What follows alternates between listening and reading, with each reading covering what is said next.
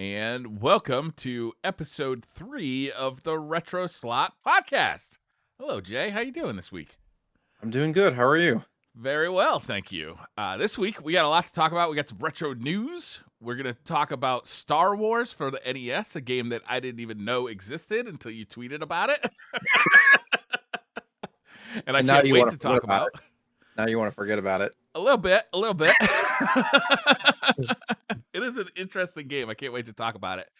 What have you been up to, man? Like, this is a every other week podcast, so I feel like I gotta catch up with what's going on in Jay's life. I know it's been 2 weeks. We did the Twitch Rivals thing last Friday, which was pretty cool, and went to the pumpkin patch over the weekend. But as far as games, like, I tried Genshin a little bit. I watched a little bit of Phasmophobia, and that's a huge nope for me.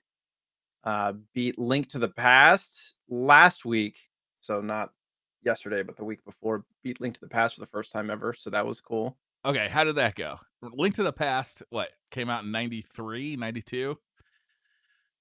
I think that something like that, yeah. And I mean, it's considered a classic, right? It's an all-time great, I think, on many people's lists. What did you think of it? I've never beat a Zelda game ever. I've played a lot of them, but I usually get stuck and just get frustrated and just kind of put it down. But I was like, you know what? I need to beat this. This is one of the things that I'm kind of going to do my best to just I need to experience the entire thing. And it was very frustrating the beginning of the game when I was trying to figure out just where the heck to go, because the map, it shows you okay, you need to go to this corner of the map, but we're not going to tell you how the heck to get there. Yeah. And the path is closed, so you got to do warps to get up there and stuff. And so chat was helping a lot with that kind of stuff. And some of the dungeons are pretty frustrating because obviously if you die or something like that, you start back at the beginning. It's just great. I get to do the walk of shame to get back where I was. And but overall, the satisfaction factor at the end of it was very high, because some of those boss fights are so frustrating that once you get through it, you're like, oh yes, thank you, on to the next thing. So that's a fun feeling. But overall, I'm glad I did it. But yeah, man, is it a lot more tough than I would have expected? I haven't played that game since it was basically new. I think I rented it, and I went overdue. I remember being overdue on the rental because I had to pay when I brought it back. How do you remember that? I don't know. I'm older than you, so it's those things aren't that. My brain was developed enough that I remember some of that weird stuff. But I remember it being super fun, but I didn't know that there was going to be what do they call it? A dark world or a... Yeah. It was just the other between worlds, the other world. Yeah, so that came as a complete surprise to me, even though there was one in the original Zelda as well, and I had beaten that, so I should have seen it coming. Yeah. But I don't remember it being hard, but I do know that when I was a kid, I had basically unlimited time to play video games, which I don't feel like old games like that take your time into... They don't respect your time as much as newer games do, right? A newer game wouldn't just leave it up to you to be lost. They'd give you some kind of a helping hand. Yep. Yeah. And it's one of the reasons too why I got frustrated with games like Final Fantasy 1 and 2. It's one of those things where you have to be really aware of what the villagers are telling you. Hey, I heard there's something about this this princess in this area, and if you don't key in on that specific text line, what am I supposed to do now? That kind of thing. So it's just a really different era in video games for sure. That game, that's one of the few games I have a complete copy of, a complete inbox copy of. I saw it was costing me about $100, which wasn't that recently, bad. Right? Yeah, I bought it recently. And it comes with a map, a fold out map, which I'm thinking about hanging on the wall. I'm thinking about getting it framed and hanging it up because I like it so much, because the art is actually really neat. And you didn't have access to that map, did you? Were you able to? Well, see there's it a map in game. Okay. There's a map in game, but it shows you the map for both worlds, and it'll literally, for the second world, for the star pieces, it'll show you where you need to go. It'll have 1, 2, 3, 4, 5, 6, 7, but it a lot of the paths are closed off in the second world, so you can't just go there. You have to like warp in the normal world or find like a little water warp to go to the other lake to get out, and then sometimes you can't go progress until you have a certain thing like the grappling hook to get across the broken bridge and stuff like that. But these things aren't obvious at No. all. And some of those, like you got a grappling hook, there's very faintly in the ground, there's like an arrow of like dirt. It's like a dirt arrow that's like pointing across. But if you're not like used to paying attention to those little things, like Yeah. I was running around that area, I'm like, I know it's here for like a half an hour. And somebody's just like, look at the ground. I was like, you've got to be kidding me. Like, it's this like little thing that you're just not keying into. And there's a lot of that happens. Really subtle hints that they're expecting you to catch on to that there's no real, point. There's nothing really pointing you there. It's just really tough. I'm sure they pointed it out in like the Nintendo Power Player's Guide that came Probably. along with it, right? Probably, Like, which yeah. you were probably expected to have. Yeah. A lot of those games, yeah, having that guide with all the map and all the little, you know, tips of there's a secret here, or you can go get this. Oh, and trying to find all the weapons and stuff. Oh my lord. And the heart pieces and things like that. There's just like in the middle of nowhere. You have to like I probably traversed the entire world 5, 6, 10, 12 times. Really? Yeah. I have 2 copies of that game. The one that I just talked about is complete in box, but the one that I just bought is it's like a single cartridge without the box.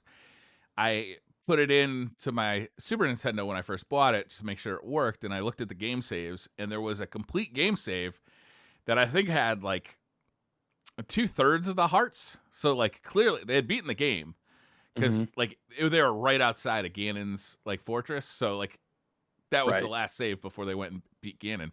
But they did not have everything. Well, that last boss battle, like if you get hit, it takes like 3 hearts away too. Yeah. So it's having some of those extra hearts and having like full bottles with health to be able to like heal yourself and stuff was pretty imperative. I'm gonna have to go watch your stream, your like your past broadcasts and watch you beat Ganon. Because I hardly even remember that fight.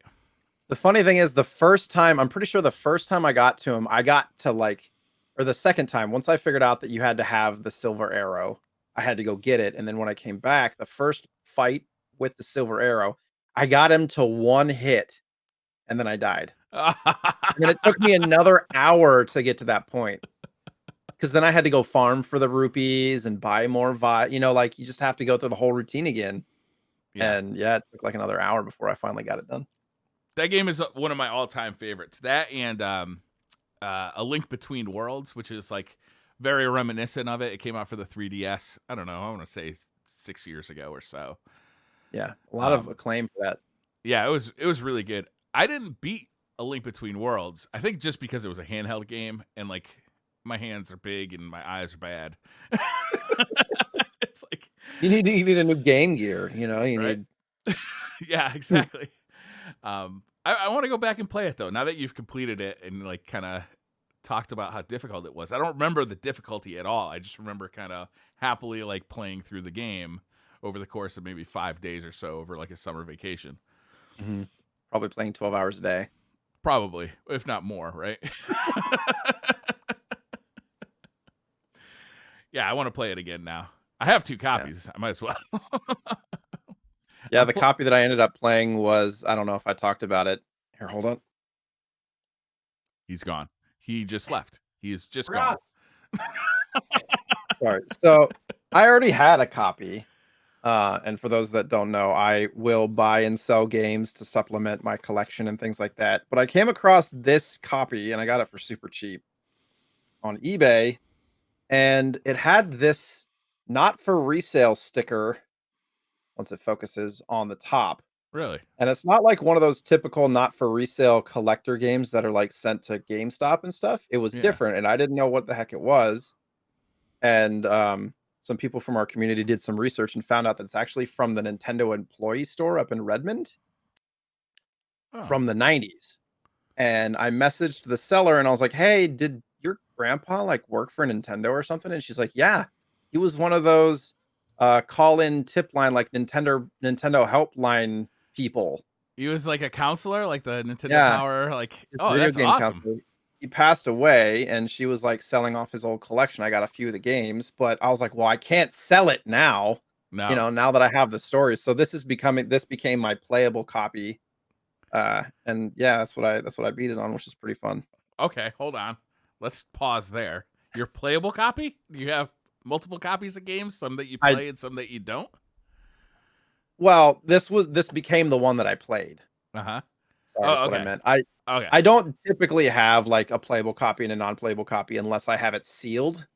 If I have a game sealed, it's obvious I'm not gonna open it. So sometimes I'll buy like a cart just to play it. When I was young, I worked at Staples. And what I used to do is I used to buy video games and then re-shrink wrap them and Oh return them for no. full price.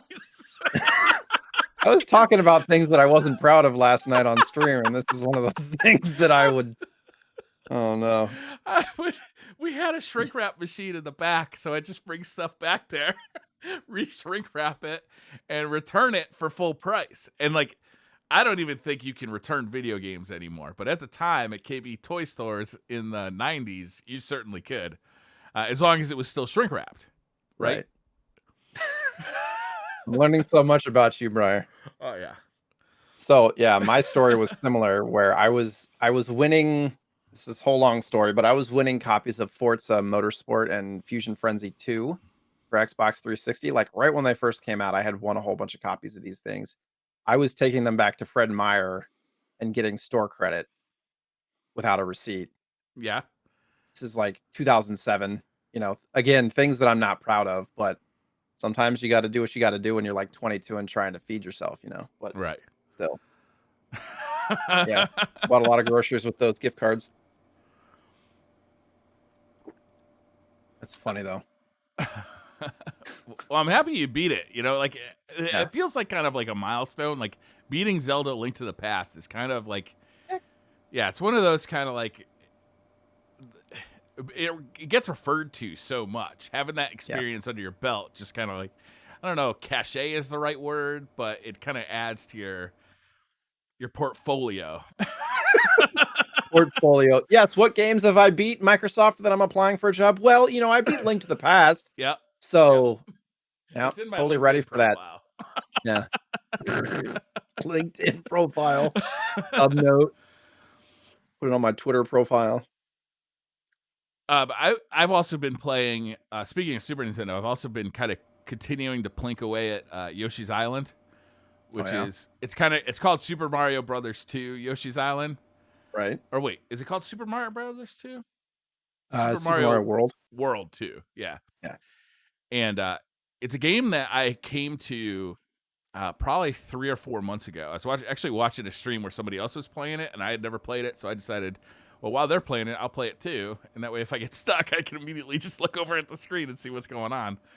And I fell in love with that game deeply, but it is very long. Like, it's really long. Like, compared to, like, what's that? How many levels do you think? I'd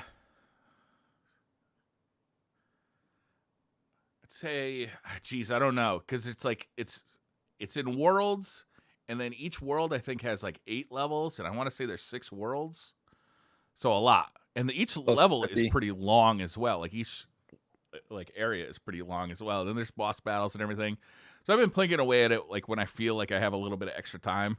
It's a really charming game.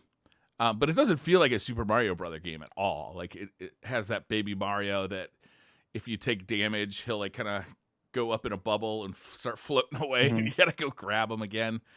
But I've been really enjoying it when I have time for it. There's been so many other games that I've been playing as well. But it's fun to go back to those classics, like those really kind of those mountaintops, For sure. peaks. And yeah, I was just gonna say I don't think I beat that game either. Yeah, I think I'm on like world 4, 6, or I think you could save after each boss fight. And I think there's a boss fight after the 4th world in the 8th world, if I'm not wrong. And you can only save, so I think I'm at 4-4 or something like that. The best one is you beat the plant boss and it poops you out, and Yoshi just like looks at the camera and breaks the fourth wall. He's just like, I can't imagine the things that I've seen. yes. It's a great game though. It doesn't feel like Super Mario World at all, but it is still a great game. And that inspired me to go and buy Yoshi's Woolly World for the Wii Mm-hmm. and Yoshi's Crafted World for the Switch. Yeah, those are fun games. Keep going with that. I heard they're easier too, so I can just burn through them. And you can play those co-op, pretty sure. Oh, really? Pretty sure. If I remember correctly. My kids don't like playing games with me anymore. Dang. Yeah, they are officially like full-fledged teenagers. They don't give a shit. Dad, no. Whatever I'm doing is the least cool thing you could possibly be doing at any point in time.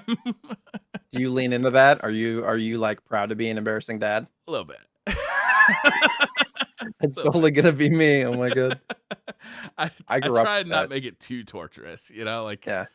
I still want to try and have a good relationship with them and not just be like awfully embarrassing all the time. But sometimes I can't help myself. Yeah. So we got some retro news? Yeah, a little bit. Nothing too crazy. And it's mostly like Sega stuff I've found. So yeah, no, so I learned that there's a system that Sega made, the first one, that I didn't even know existed. The Sega SG-1000. Is that the white one? Yeah, it's like it looks like an Atari or something. It's got the cartridges that pop in on top. It wasn't even released in the US. And originally they had, if I remember correctly, they had a estimated sales number of like 50,000, but then there was like issues that Nintendo, because it was released around the same time that like Nintendo was. Oh, really? And yeah, I think if I'm remembering correctly. Hopefully I'm not misremembering. But the main reason that they sold more than their estimate was because Nintendo couldn't keep their systems in stock. So you think about, like what's on the shelf, the Sega SG-1000, so they ended up selling like 4 times more than they originally thought they would. So this came out before the Master System and it's not compatible? Whoa. Do we lose you? Can you hear me? Yeah, I can hear you. And stream can hear you. There you go. That was weird. Just like Discord's just like, your camera's not going to work anymore. F your camera. So this came out before the Master System and the cartridges weren't compatible? I don't believe. I'm trying to remember all the things. Oh, it was the Famicom, not the NES. Sorry. It came out the same day as the Famicom. Okay. In Japan? Yeah. So I believe this came out in Japan and I want to say Australia. It never came out in the US. I like the look of the console. Like it's a white console with like red, white, and blue, kind of like a red, white, and blue like label on the front of it, or kind of the top front. And then the controller is like a joystick with a button on the side, Atari style. Looks and then there's a old school. SG-1002 that has like a gamepad, like a regular gamepad. That looks pretty neat. I like that. I believe the Mister emulates this. I should check out some games for it. Yeah, so Sega teased the mini version of this. Okay. And they also teased the possibility of a Dreamcast mini being released in the future. Well, talk about burying the lead, Jay. Let's talk about this obscure console that never came to America. Before we talk about the greatest console of all time. Well, they talked about it like they teased this at the same time. It was like one of those things where a Sega staffer that worked on the Genesis Mini and stuff, it's like, yeah, maybe we could do an SG-1000 or a Dreamcast Mini. Okay. It's kind of yeah. So was this like a tweet or was it like an how interview, was this? I believe. Let me confirm. So definitely not official. This is kind of like maybe it's like kind of one of those things they put out there to like gauge kind of interest in it. It's very possible, yeah. Because I would buy a mini Dreamcast. I think that'd be awesome. I have more interest in buying a mini Dreamcast than a mini Genesis. But the Dreamcast, of course, would be emulation. It'd be pretty high level emulation as far as like those system on chip kind of emulation boards go. Right. Well, Right? they were talking about how Dreamcast emulation is quite good now. It is quite good, but you still got to have a PC or a chip in there powerful enough to run it. And I don't think that the ones they put in the Sega Genesis or the NES would be powerful enough. So it might cost a little more too.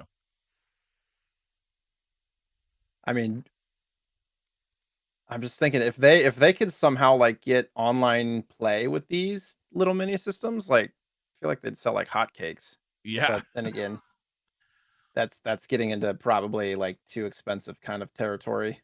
Did you have a Dreamcast? I not when it was released, no. No. I had a friend that had one and all of his games were burned, you know. Yeah, that was common with the Dreamcast. So The Dreamcast, I think, is my favorite console of all time. I think it might be because really. the games that came out for it were of a moment, of a time that so resonated with me, and they were so good. You know, you had Soul Calibur, Ready to Rumble Boxing, Power Stone, like awesome Street Fighter games. Like maybe the best console Street Fighter games that ever made it out. You had weird games like Blue Stinger. You had Resident Evil games like Code Veronica, Resident Evil 3, I think eventually came there. Like it was a brief but very bright fire for me. You know, it only lasted 2 years, but good Lord, the memories I have playing those games. Sega Rally, it was another one that I absolutely adored. Like there's Wasn't that on like Saturn too? yeah, but the one that came out on the Dreamcast was so much better looking. What was your favorite game? I probably would have said at the time Soul Calibur, but now I'd probably say Power Stone. I recently had a stream where I went through. I got a mode, which is it's a optical disc emulator, right? It's like a board that you put a hard drive on, and it goes into your Dreamcast. So I have every Dreamcast game on my Dreamcast right now. And It wasn't enough to burn the CDs. You had to have a hard drive with all that stuff in the. Well, this just came out this year. Okay. Which is amazing to me that they're still making new stuff for the Dreamcast. Is it Sega licensed? No. Oh, okay. They as in the ambiguous third party that decided to create it. The company's called Terra Onion. They've made a bunch of stuff like this. They're out of, I want to say Portugal. I'm not sure about that. Somewhere in Europe. But it just came out this year, and I bought it. I pre-ordered it because it works. The same thing works in both my Sega Saturn and in my Dreamcast. And so I did a stream probably about a month ago now where I played like kind of all my favorite Dreamcast games. I just went through them really quick, but I got stuck on Power Stone for a while. And since I did that stream, I've gone back to Power Stone over and over again and just had a blast with it. The game is super fun. Like it's incredibly fun. I can't believe they're not still making that game. So describe Power Stone to me. Somebody who's never played it. Power Stone is a fighter where you're kind of in like a 3-dimensional kind of over the head perspective, kind of staring down at an arena. And your characters it's a 3D game, you know, all polygons, and it's a brawler kind of fighting game where you have fighting game moves, but it controls more like a brawler, like Streets of Rage or something, where you got control over your movement in the arena, and you can jump, and there's different levels, and then there's power-ups. There's gems that kind of come falling down that kind of power you up over time, and the best way to describe it when you collect enough gems is that you go Super Saiyan, and you all of a sudden have access to all these extra special moves.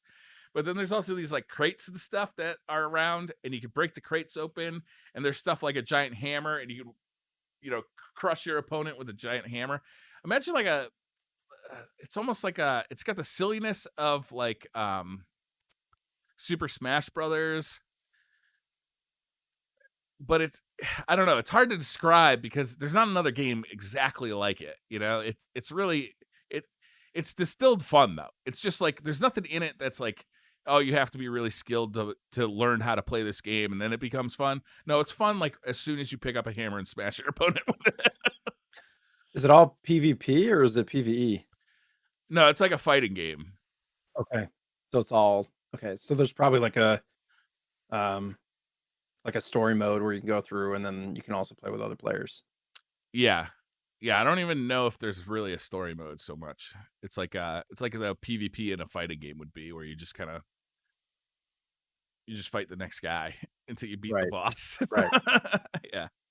It's super Cutscene fun. They between made 2 of them for the Dreamcast, Power Stone and Power Stone 2. right. And they're both excellent. They're And expensive games too if you want to collect them. okay. The guy with the hard drive with all the games. You have everything on that hard drive? Yeah, yeah, it's an SSD too, so it loads super fast. Oh man. And it's actually the same hard drive has all the Dreamcast and the Sega Saturn library on it. So when I want to swap it out, I just pop the case off the top of the Sega Saturn and Dreamcast and just pull the board out and put it in the other one. It's like a 5-second process because I don't put the screws back in the I was gonna console. say you leave the top off. Yeah, the screws are out. I leave the top on just to keep the dust out, but because I have pets, so dust is a concern. Gotcha. But man, I would instantly buy a Dreamcast, like a mini Dreamcast. Okay, so I'm torn on the mini systems because I think it's fantastic in general, like even the Nintendo ones. Yeah, But I'm really frustrated with the input delay yeah, on modern displays. yeah. Like really I hear you. frustrated. I think most people aren't going to notice it though. Like for you, if you've got the real console there, and you know the real controllers and the real games, and you know how to hook them up correctly, like yeah, there's a big difference. But if for somebody who's at Best Buy and sees like one of these mini systems, like, oh shit, I remember playing these games, and they're gonna bring it home on Christmas or like for somebody's birthday, and they're gonna get max 6 hours of enjoyment out of the lifetime of this system. I think it's kind of perfect, right? Like if they made it any better, like the input lag, I think they'd have to increase the horsepower, which would just cost more money, which would limit how Right. many people could just buy it, right?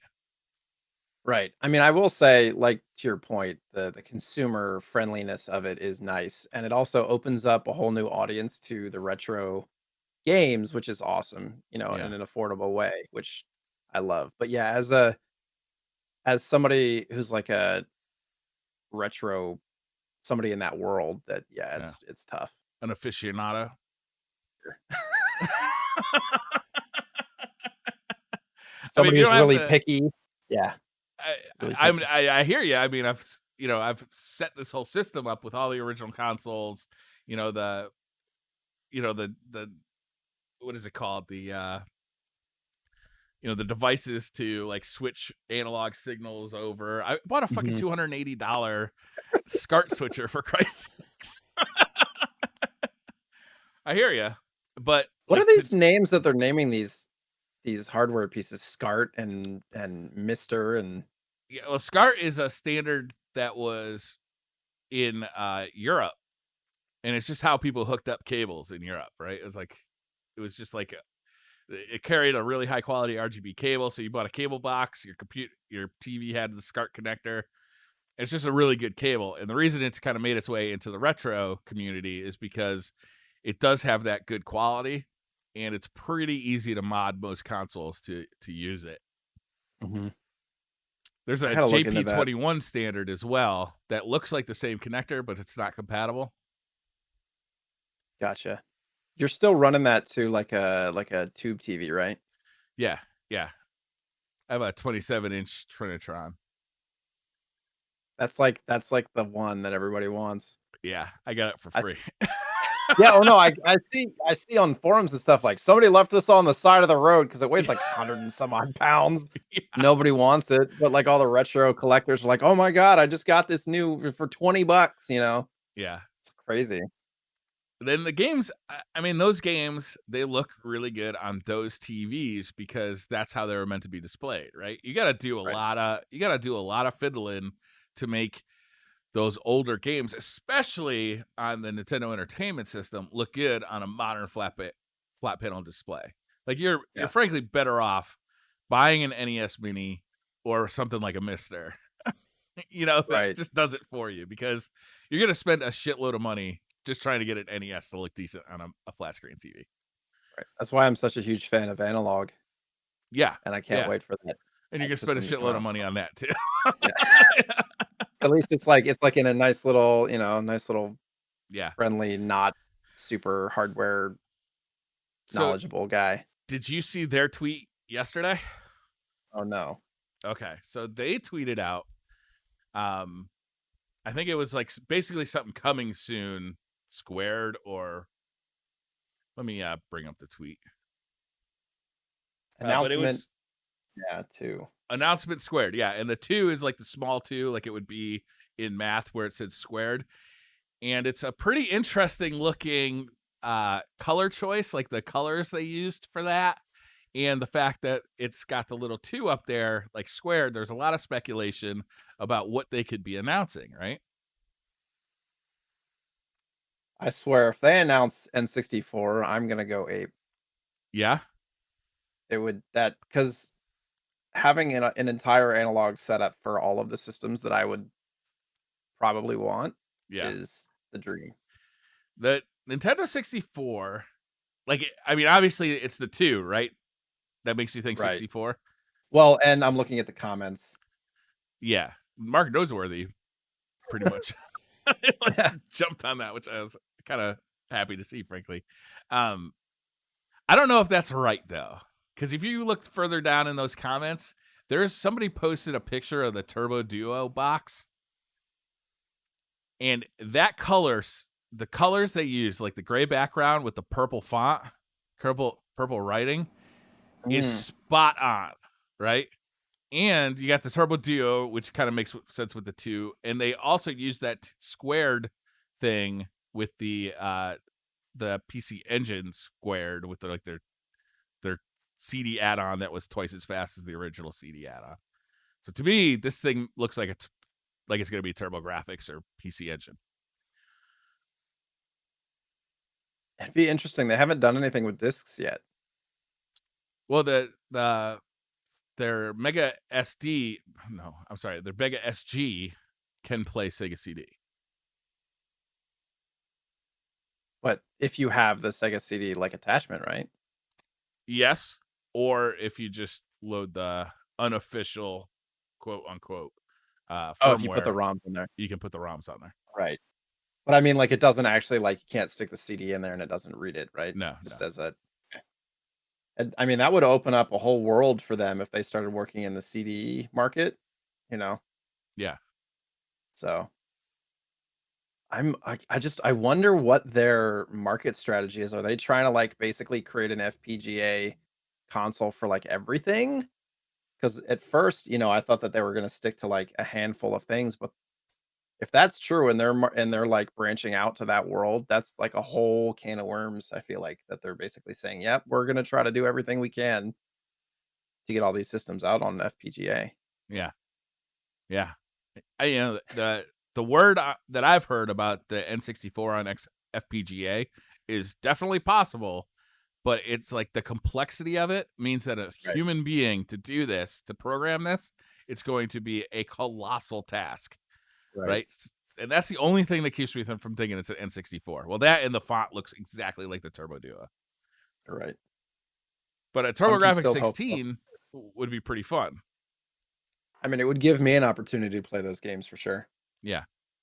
That is a very expensive world of collecting. Yeah.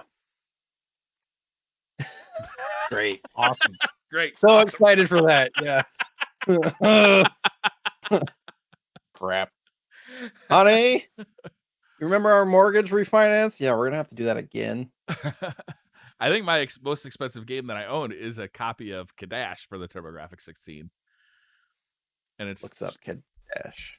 it's just the Hue card I don't have the box for it. I don't know what happened to the box for it, but it's something I bought when it was new. And somehow was able to hold on to all these years. Oh, CA. Okay. Yeah. And it's actually a That's pretty your good most game. Yeah. that's your most expensive game? Yeah, I think it goes for around 200, right? It's 100 disc only, 150 complete. I don't have the disc, I have the Hue card. Oh, wait. So I don't know, they must have made a CD-ROM version of the game afterward, but when I bought it for the TurboGrafx 16. Oh no, this is. Yeah, I'm just trying to confirm. So they did make 2 versions of it? Because this. No, this is the card. Yeah. Sorry, I just misspoke.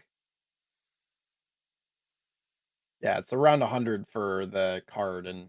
Oh, really? Well, last time I looked, it was 200. Maybe it went down. Gotcha. Or maybe I looked it up wrong.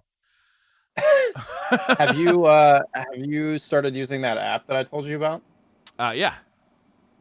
Yeah. Pretty cool. Yeah, man.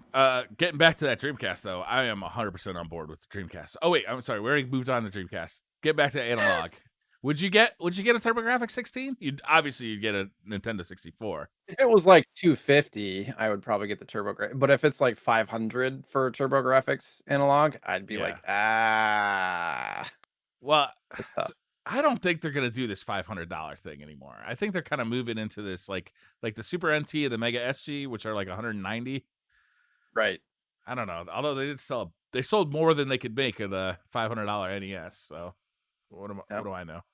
It took a little while for them to sell out of that. And I mean, the Pocket was 250, but that also has a screen and all that stuff on it too. So yeah, if they stayed in the like $200 range, I absolutely would consider that for sure. Yeah. Yeah, me too. But it's probably the system I play the least. I have a real one. I have a TurboGrafx 16, and I have it emulated on my Mister. But it's probably the system I play the least. What's the standout software there, you think? Legendary Axe, I'd say, is one of the big ones. It has a bunch of side-scrolling shooters that are really popular. I'm not a big side-scrolling shooter fan. It has Super Ghouls and Ghosts for the Super Graphics, which is a really good version of that. What else does it have? The Bonk games are fun. How do those compare to like Super Nintendo? I'd say it's somewhere between an NES and a Super Nintendo as far as like graphical horsepower goes. Okay. Looks good, but not as good. Right. Yeah, well, it's one of those things too. You'd probably want to play like the killer software for that system and not the ones that are similar across to Nintendo. Yeah, Legendary Axe is a legit good game, and I think it was a pretty early game. And I think it's one of those games that they can't put on compilations because like it's one of those games that's the people who made it like shut down or got bought so many times that nobody knows who owns that game anymore. So they can't put it on compilations. You never see it get remade. It didn't come out on the Wii. It didn't come out on the Wii U. So kind of like you got to buy an original copy or a ROM. That game's not super expensive. It actually moves fairly often too. I would imagine it's one of the most popular games for the console. Yeah. Interesting. When I hear that name, I think of like Golden Axe or something like that for Genesis. What's in my head? I don't know if that's anywhere close, but you're opening my world to all these different systems that I never really like. I've been so focused on Nintendo and a little bit of Genesis, and that thinking about TurboGrafx and Saturn is so outside of my wheelhouse, but it's so cool. Yeah, there's some. The funny thing is, right, is like you go back and you play some of those games, and they're still really fun games. Unlike Star Wars, which we're going to talk about later, they're still really good games.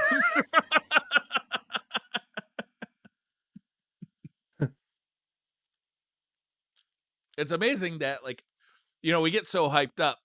Everybody's hyped up about Cyberpunk, right, coming out later this year. But is that game going to be more fun than a game that came out 20 years ago? I don't know. Is it going to... I don't know. Right. It's Maybe like it how will many be. times are you going to play through a single player campaign? Yeah. I don't know. What else we got for news? Uh, Kind of piggybacking on the Sega hardware, the Game Gear Micro was released in Japan recently. It's not available in the States, but it's tiny. It's like smaller, or it's about the size of a Game Boy Micro. Yeah. I feel like it's really small, and the screen is like 1.1 inches. It's like something to put on your keychain almost, right? Pretty much. Yeah, they Yeah. actually have like a little lanyard thing, but they have 4 colors, and each one of the 4 colors has 4 different games on it. Yeah. You gotta, like, collect the whole set, and they retail for about $50 a piece. Which is too much. Well, they sold out, and they're going for about double that on eBay now. Never mind. It's the right price, obviously. It is, like, for what it is, I mean, it's, like, crystal display, it's, like, super clean. I watched some reviews of it, and it looks cool, but it's one of those things that's more of, like, a conversation piece because it's a pretty good representation of the Game Gear as far as, like, a smaller, size, but it's kinda tough to play, especially for somebody like you. It's like tiny little itty bitty hands, yeah. When I saw this get announced, I was like, this would be if this came out for $20, I'd probably buy them all and like stick them in like my glove box or like on my keychain and just at random times when I'm like waiting in line at the bank or like just pull out your Game Gear and start playing some Shinobi. That'd be amazing. Yeah, But at $50, like I don't know, somehow now they feel like collector's items that you must like protect and keep in the box and like you right. can't possibly enjoy it because it's gonna be worth money. Yeah. I Yeah, and hate they that. obviously didn't make enough, so Yeah, I tough. wonder will they bring them to the U.S.? There was no announcement, but, given the popularity, I wouldn't put it past them, Yeah, considering they're trying anything at this point, it seems like, to find something that sticks. yeah. There was a special edition of that came with a fifth one that I think it was either clear or black that didn't play games at all, but just kind of sat in the display box with the 4 colored ones and like added like another $70 to the price. Oh, great, awesome. That's the one to get. Yeah, the one that doesn't play games, good, great. It's got a great screen on it for not playing games. Right? Like, how much could it cost to make that thing? I would love to pick one of those up for like 20 or $30 and just have it like sitting around, just as a play toy, Yeah, literally on your keychain. That'd be so cool to have it on your keychain. Maybe a agree. bit big to fit in your pocket. Gotta get some Jenko jeans. Hmm. No, I'll pass.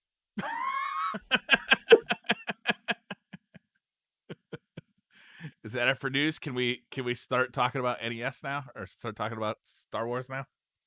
Uh, I'm just looking through it. There's just quickly on the things, there's a Sonic 30th anniversary tease. They're talking about potentially things like Super Mario 3D All-Stars for Sonic or something like that, but nothing official yet. There's some Mario All-Stars Puma shoes that are getting released at the end of November. They look Okay. pretty cool. And then NHL 21 is going to include NHL 94 Rewind, which is basically NHL 94 with current rosters That's cool. Didn't they do as that already? Isn't that a thing as they've a already pre-order done? bonus. Did they? I thought so. Seems familiar. I could have sworn they've done that already, specifically with NHL 94 too. But I don't know. Maybe I'm making that up. Maybe you heard it somewhere else too. Maybe NHL Yeah, they 94 was a good game though. yeah. Do they still put fighting in NHL games, or have they taken that out of NHL games? Oh, man, I haven't played an NHL game in so long. Yeah. I Well, have ever to since the imagine that there NHL would got be. canceled. Yeah, true.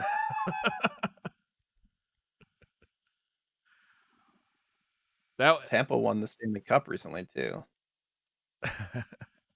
those games used to be a lot of fun, even if you weren't a hockey fan. They just were fun games, because they Right. controlled so fluidly, and you had the fighting, and it just worked as a video game very well. Even like Yeah. ice hockey for the NES was fun. I do remember enjoying those games. There was a PC game too that was similar. That Yeah. the 2D graphics, yeah. Also made by EA. That I don't remember. I think it probably was. When my dad lived in Chicago, my best friend lived in the apartment directly under us, and his name was Doc. And his father used to play Football Manager, I think it was called.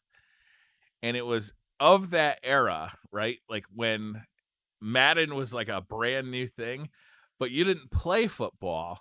You only managed your football team. And Yeah. based on the decisions you made, your team would go out there and come back in. You never saw anybody go on a field. You never saw a field, I don't think. Maybe you saw one in like a picture. But you never actually controlled a football player. You only made decisions on like how much you should pay each employee. Like I think you even made decisions like based on like stands, like the food prices in the stands, like how much a beer would be and how much a hot dog would be and stuff like that. I remember watching him play this, and it was the most boring thing I think I ever saw. It was crazy. It's like SimCity for football, right?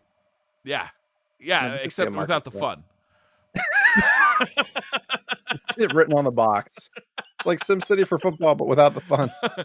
Oh my Right. god, that speaks to me. I can't wait to buy it. Yeah, yeah. That was probably the Gotta first have it. PC game I ever saw, like in real life, and I was not Really. impressed. The graphics. Look at the graphics of that contract sheet. Fantastic.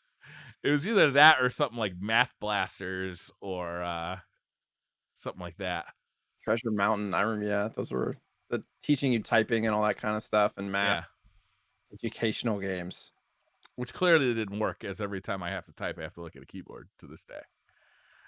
Yeah. I type pretty quick though. I heard it before the show. Not that quick. No? We're just mashing buttons. I don't know. Every once in a while, I just go crazy trying to impress people. I'm like,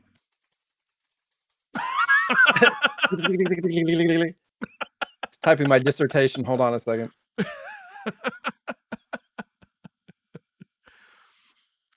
all right. Well, should we talk about the Star Wars game that came out for the NES that nobody ever knew We need to about? filibuster a little bit more before. Just kidding. Yeah, absolutely. Let's delay it a little bit longer, just a little bit.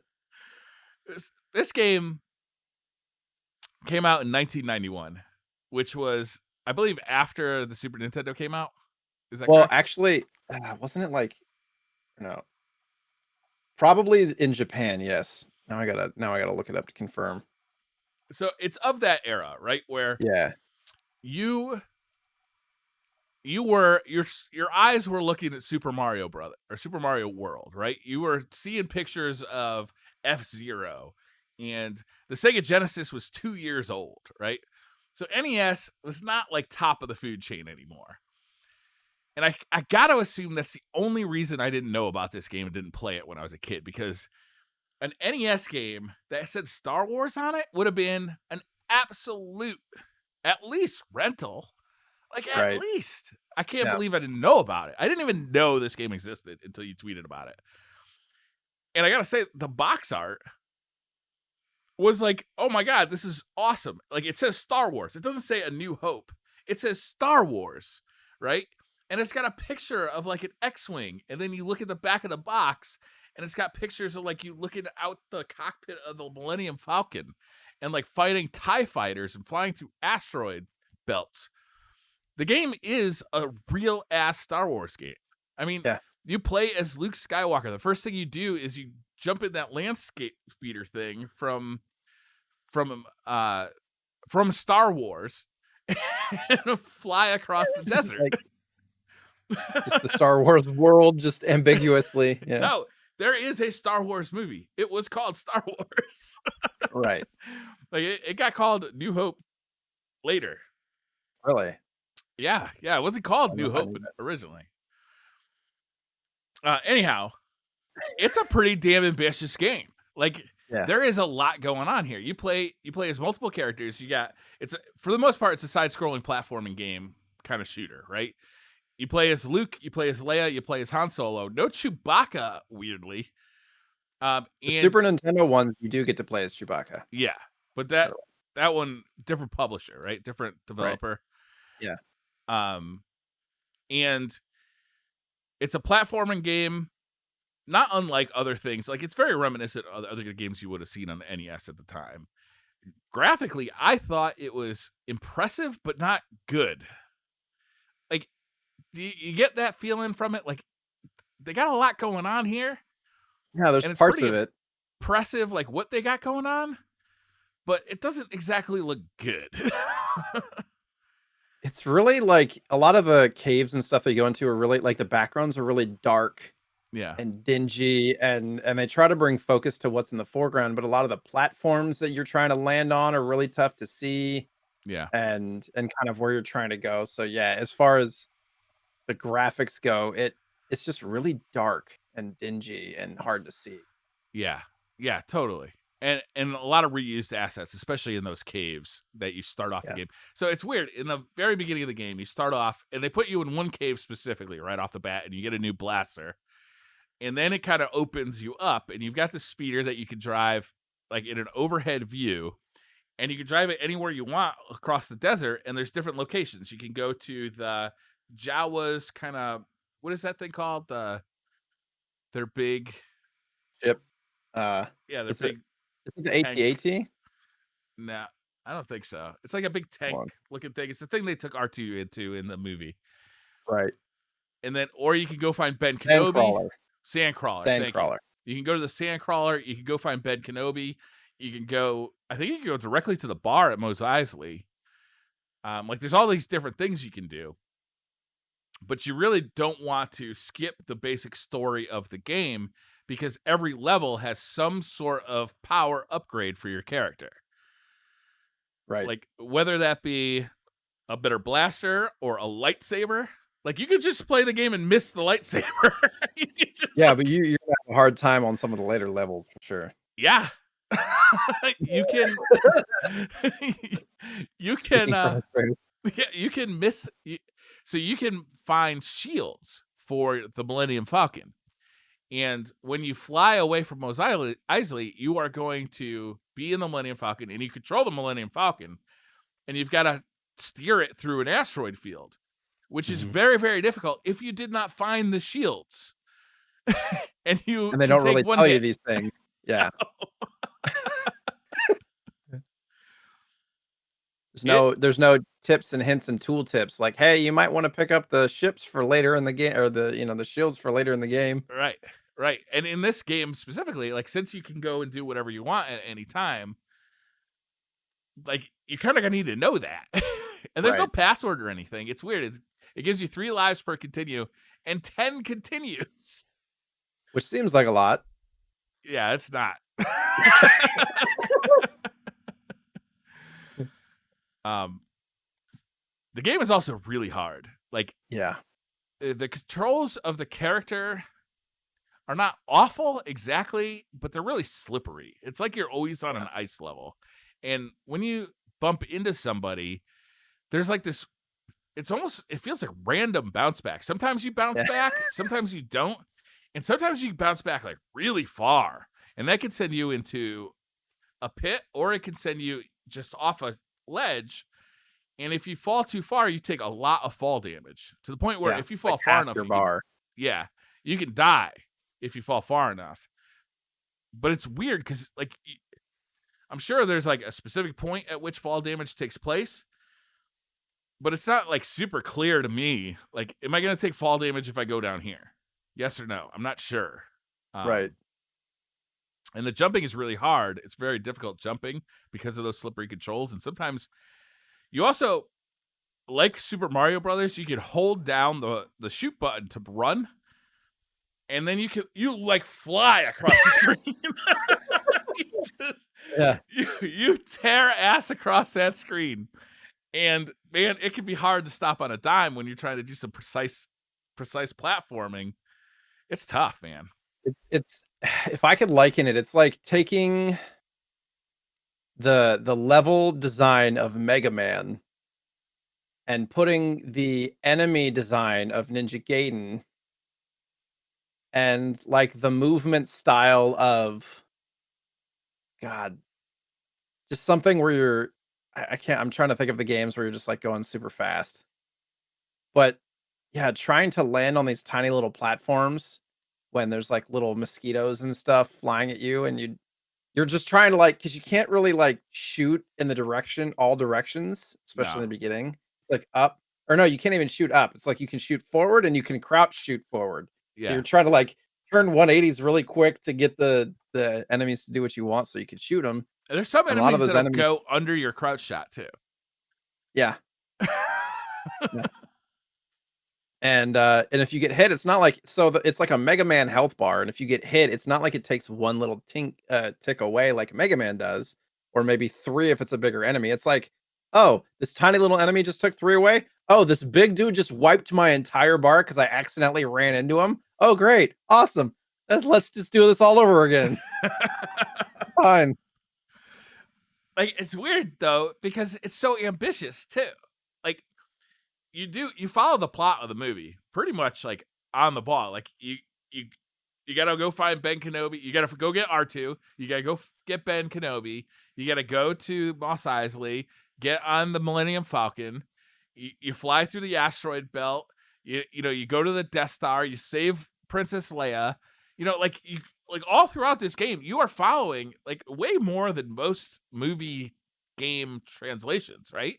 Like, it's ambitious. Like, you fly the Millennium Falcon. You fly an X-wing fighter. You do all the stuff. Like, it's pretty cool in that way. It's just Right. that at no point does any of this feel good? Like, no point. Like, none of it is fun. Like, the game design yeah, the game design is fantastic, but the movement design and the experience of going through and kind of just mashing your head against the wall to try to get to the end of a cave, yeah, it definitely doesn't feel good. No, no. Did Like, you did you're like Grease Lightning. Like, it's like crazy. did you look up any information about the Famicom release by Namco? Was that was a completely different game, right? It was like 4 years prior. Yeah. Yeah, so, like, the Star Wars video game started out in the arcade, right? It was that vector shooter, and there was a few different vector shooters where you can, like a couple of them you can, like, sit in the cockpit, but they all have that, like, U-shaped kind of controller, Yeah. or Like I the think flight they're all yoke. kinda different, some of them are Ts, um, and you're almost always, like, in some kind of vehicle, but when it finally came to, like, Famicom NES, it was the first real time that they had, like, a side-scrolling adventure game. And the Namco Famicom version, like, I I don't know how to describe it. It's like if you were to try to retranslate a story in Japanese to English and then try to retranslate it back into Japanese, Through a game that's of kind of telephone. right. That's what, like, if you go look at some of the video gameplay of like the Famicom Star Wars, which is supposed to be similar to this one, but it's not. And there's parts of that game that are true to the story, like you have the different characters from universe you play as Luke Skywalker, but the story arc and the enemies and the areas that you're fighting in is completely outlandish. And they have like Darth Vader turning into a scorpion at some point, Yes. and That's you're the like, most famous scene of that yeah, game is like it's like a two-stage boss fight where you beat Darth Vader and you think you're done, but no, you got to beat his second form, which of course, as we know from Empire Strikes Back, is a scorpion, uh, just like the movie. yeah. So I thought that was pretty silly, but yeah, as you said, like the JVC Star Wars is very, very true to the Star Wars lore, but it came out so late. Yeah. Which it's got to be why nobody or why I never heard of it. It did come out on, so there was two for Nintendo and two for Sega. There was the NES and the Game Boy, and then there's the Master System and the Game Gear. There was a Star Wars game on the Game Gear? Yes, I it's didn't it's know the that. same game. It's this game. It's this game. Okay. It is it's just a bizarre game. Like, and graphically it's all over the place too. If you see on our overlay here, there's a picture of the game where that is a side-scrolling level. You can see Luke very small, kind of under the cockpit of the X-wing that's pictured there. So technically, I think it's pretty amazing that in a side-scrolling level on the NES, they were able to put an X-wing fighter like in a hangar while you run by it. Like that's not something you see every day. Mostly you see blocks, that all look the same. But that doesn't look like an X-wing exactly. Like that's the ugliest fucking X-wing I've ever seen. Why is it orange? Yeah. It's like it's technically impressive that you were able to do this, but it just doesn't look right. There's something wrong with it. And that's how I feel about the whole game. It's like it's a cool game, and it's amazing that you followed the story all the way through, and it's amazing that you have different playable characters. Like Leia jumps further, and Han Solo is Han Solo. But like, why do they all are they all wearing ice skates? Why does Luke have a helmet as a head? And why is it so goddamn difficult? Yeah. I wish I would have gotten far enough to play as some of the other characters, because you get to play as like Han Solo and Leia and everything, which apparently Leia can jump better than Luke can. Right. Yeah. So, which I don't know. Does that make it easier? I didn't get to this level, but I saw a level where you play as Leia where it's just like everything is spikes. yeah, I didn't see that. Warps up into spikes and You have to like somehow navigate her through this like land of spikes. And then, I don't know. I think it's like if you're an NES kind of game fan, like if you just like playing NES games, I think it's a cool thing to check out. I wouldn't spend a bunch of money on it. You just bought a copy. How much did it cost? Well, I mean, I was a little frustrated because I got the Game Boy game, which I got Return of the Jedi for Game Boy here in my hand. I bought the NES game complete, and I made it because it was the same seller for both, but they shipped it in 2 packages, which was weird. But I got them for $30 each. Complete in box for $30? Yeah. Oh, that's great. Which is a pretty good price for it, but it isn't here yet, unfortunately. I was hoping that it would be. Oh, okay. Yeah, but it goes for like cart only is in the 15 to 20 range, and then completes in the 40 to 60 range, depending on condition, of course. And I got it a little cheaper than that. I don't know. This game is ridiculous. Like it's just a ridiculous thing. Like I wish the shooting levels or the flying levels where you control a ship are so bad that I wish they had just admitted them and spent more time on the platforming stuff, because I think there would have been a good game here. Right? Like a really good game. Like it's so close. The Super Nintendo games do that too, where it's like it's side-scrolling adventure, and then they have those racing levels, and you can fly the X-wings and things like that. So I feel like that's part of there's somebody on that design team that's like, you know what? We need to have the adventure game, and then I also want to have the vehicles, because the vehicles are really important to the Star Wars lore, right? And the designers of the game are just like, okay. And they're like, how are we going to make this work? And they're just trying their best. They did their best.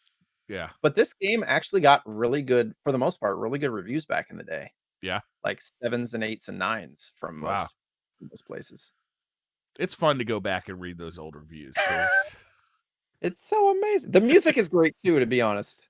Sometimes it is. Sometimes it's not. Like sometimes it's like, oh, here is a classic Star Wars. Like at one point they play like the classic like Star Wars theme, right? Like and it's 8-bit, which is kind of cool on its own. But sometimes they just have this like random like dink dink dink dink dink dink in the caves. Yeah, it's weird music. I don't know. They took all the memory up from the main themes. They're like, how can we make music for the caves? Just 2 notes over and over again. It's fine. Will you ever play this game again? Well, I mean, I have it physical now, so once I get the Analogue NES, I will give it a better shot. Because I was trying to, I've never emulated in the last, I don't know, 10, 15 years. I haven't run any kind of emulation. So I literally set up emulation to run this before the game got here. Yeah. And I had to run it on an Xbox controller, which Yeah. wasn't my favorite thing. Like I couldn't figure Yeah. out I just couldn't figure out the setup of the 8-bit duo and stuff. So and the buttons just felt weird. So I'll give it a shot with like a classic controller and see if it feels any different. Yeah. Yeah. I have the 8-bit do NES controller. I can't see it now. Oh, here it is. And this hooks right up with USB to my computer. Yeah. I hooked it up. I hooked up the SNES one to USB and it like the ROM, it would recognize it in the emulators like setup, but then I got into the game and it wouldn't do No anything. I go. was like, all right. Yeah. I was like, all right, I'm not gonna do this anymore. I can't Not the most imagine user friendly. even the smallest amount of input latency would help in this game either. Oh no. No, no, no. It's so You know what? brutal. So I need to get you to try a game on the SNES called Home Improvement. I have seen this game and I am not interested. He's savvy. He knows. It's like talk about frustrating platforming mechanics. Yeah, I own this game. I got it in a lot of games a long time ago. I was like, oh sure, I'll give it a shot. Plug it in, played it for like 30 minutes, and I was like, I can't get past the first like sliding screen because everything is ice again. Oh, Like, really? yeah, you're Luigi from Super Mario Brothers 2. Your feet are like, whoop, whoop, whoop, whoop, whoop, and you're just like, Yeah. everything is just slick. Like, why is everything doused in grease? I would probably Vaseline. play this game again. Like I'll probably try and finish this game before I like am done with it. But it's not out of like the joy of the gameplay experience. Like I played Ninja Gaiden because it just feels fucking awesome to be a Yeah. ninja in Ninja Gaiden, right? It just feels good. That's not why I'm playing this game. I just kind of out of curiosity, out of like, what is next? You know, like what are they gonna do next? Like I'll probably keep playing it just to try and beat it. I wish there was a password though. Like it'd be Yeah. so much kind of maybe the way to play this is on an emulator where you have game state It's true. saves. Yeah. Apparently, like, if you get through the entire game in one sitting, it's like 35 minutes. Yeah, that's not bad. But the chances of me doing that are not high. Like it took me a long ass time to get through that asteroid field because like I feel like the Millennium Falcon does not control very well. I didn't get that far. I don't blame you. I just yeah. I'll give it another shot for sure. Just just to see again. Yeah, I saw some video, but to experience like the different characters would be nice and the different weapons. Yeah. Yeah. I'm surprised it got that highly rated in like old like game magazines. Because to me, this is really a steamer. It's a hot It might have steamer. been because it was so different and it was so ambitious. Like, what other games of that era had like the platforming and the racing and the different vehicles and Yeah, the different characters and weapons and all that stuff? There's a lot in the game. Think about it. there is. And it could have just been a bunch of Star Wars fans just going crazy for their first Nintendo game, Yeah. Star Wars game. I mean, if you go back to like the Atari age, those were terrible games. Like awful games. So How many pixels is that AT-AT? I think I see 7. Ding, ding.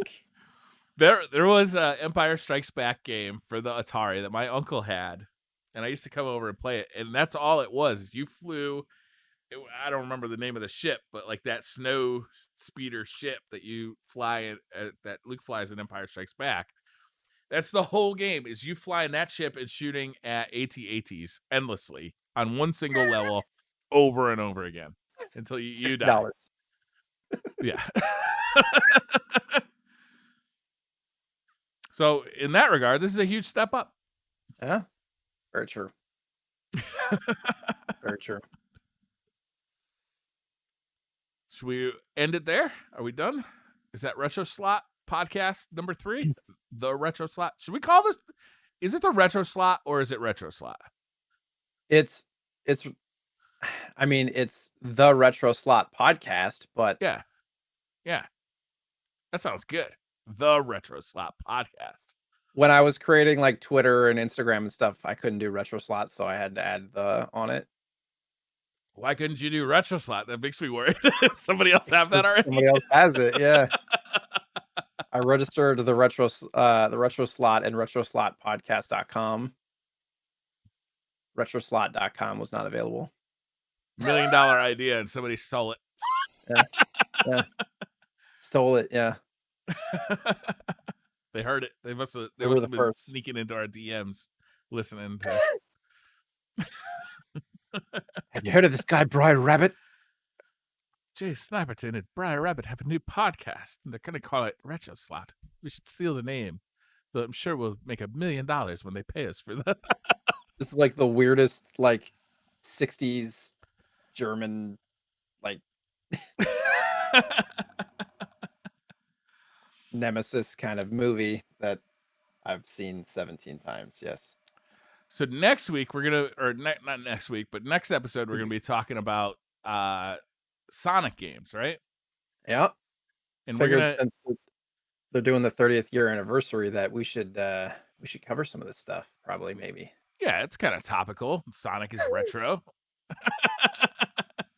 So what we're gonna ask you guys via Twitter.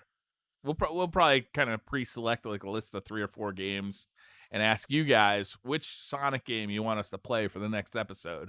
We're only gonna pick good ones because we don't want to play shitty games, you assholes. Because we know you pick the worst Sonic ones. Games? What are the shitty Sonic games? There's definitely one for the Game Gear that was real bad. I can't remember which one it was, but I owned it for sure. And I remember it had a level where you flew like a hang glider, but the hang glider didn't work right.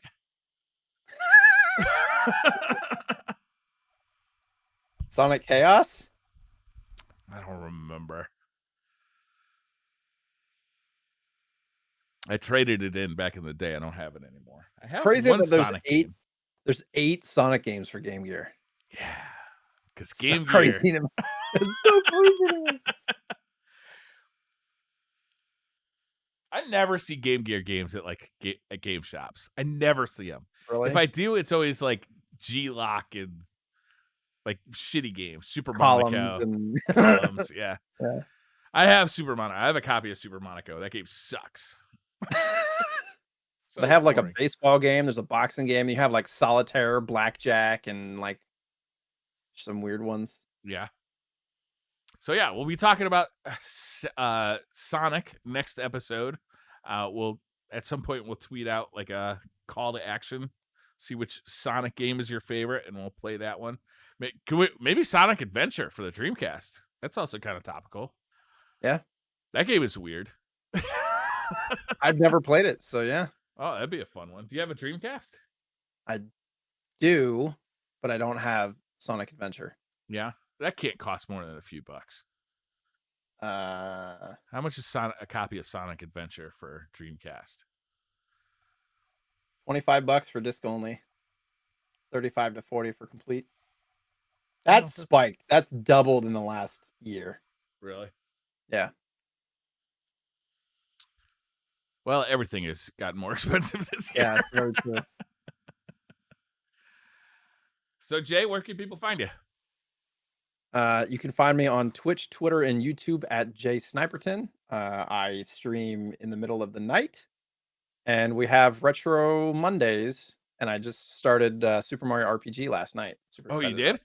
Yeah. Oh, nice.